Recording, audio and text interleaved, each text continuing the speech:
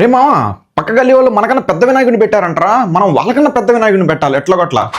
ఏంటి గైస్, మీరు ఇలాగే ఆలోచిస్తున్నారా? పక్క గల్లీ వాళ్ళు మనకన్నా పెద్దది పెట్టారు కదా అని చెప్పి మనం కూడా పెద్దది పెట్టాలని చెప్పేసి అయితే ఆలోచిస్తున్నారా? ఇక్కడే చాలా పెద్ద మిస్టేక్ అండి. ఎప్పుడన్నా మనందరం కలిసి హ్యాపీగా అయితే వినాయక చవితి చేసుకోవాలనుకోవాలి, కానీ అంతేగాని వచ్చే దారిలో వినాయకుడి విగ్రహం పగిలిపోయిందనో, లేకపోతే ఎలక్ట్రిసిటీ అంటే ఎలక్ట్రిక్ షాక్ తగిలి చాలా మంది చచ్చిపోయారని చెప్పో ఇలాంటి న్యూస్లు అయితే మనకొద్దు.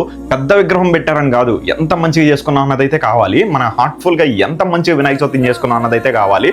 సో అర్థం చేసుకుంటారు అనుకుంటున్నా. ఇప్పుడు రీసెంట్ టైంలోనే ఎంతో మందిని అయితే కోల్పోయాము. కొంతమంది విగ్రహాలు పగలగొట్టుకున్నారు, కొంతమంది కరెంట్ షాక్ తో అయితే చనిపోయారు. మన గుంటూరులోనే 99 ఫీట్ వినాయకుడు అయితే పెట్టారంట. నేను ఇప్పుడు దాకా ప్రతి ఒక్క యూట్యూబర్, ప్రతి ఒక్క ఇన్స్టాగ్రామర్ వెళ్ళి వీడియో తీసుకున్నారు. నేనైతే ఇప్పుడు దాకా తీసుకోలేదు. నాకు ఎందుకంటే అంత పెద్ద వినాయకుడిని పెట్టినా కానీ మా ఇంట్లో పెట్టుకున్న చిన్న వినాయకుడినైనా కానీ మనస్ఫూర్తిగా నేను పూజించుకుంటాను.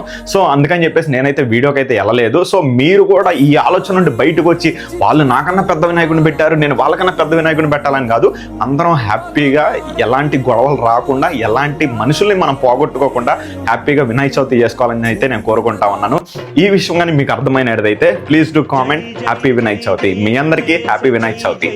జై హింద్.